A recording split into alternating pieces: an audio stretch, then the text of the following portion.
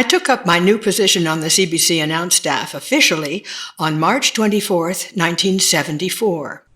My office was on the main floor near the front entrance.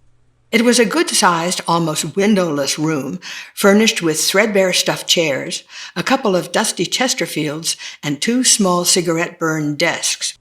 It wasn't exactly all mine. It was the announce office, the room I shared with the 28 other staff announcers, 27 of them men. All possessed beautiful rumbling voices, and a few had the elegant RAF-style mustaches, just like BBC announcers. The sole woman was Jan Tennant, an elegant and very capable woman who would become a good friend. What was mine, at least I thought it was, since it was the only one without a name, was a pigeonhole in a wooden chest on a table just inside the door. That's where producers left scripts or messages, and the mail boy, for that's what he was, came by twice a day with letters, memos, and work schedules. The door was always open, but it was widely understood that only announcers were allowed inside.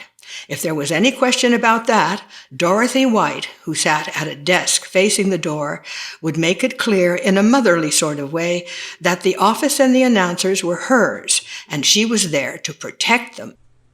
We also had an announce supervisor who used an office tucked away in the back corner that was barely big enough for a desk. He reviewed our performance, wrote confidential letters for our personal files, and put handwritten notes about performance deficiencies into our pigeonholes. He was so prim he could have been a holdover from the old Havergal Ladies' College. When I walked into the office, Jan Tennant welcomed me warmly and offered to introduce me to the other announcers lounging around there. Some stood up to shake my hand.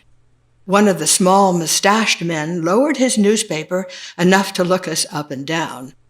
"Well, well," he said in his deep, resonant voice, "so you girls are taking over." A few men laughed, but Jan and I just smiled. We knew, as Bob Dylan said, the times they were a-changin'.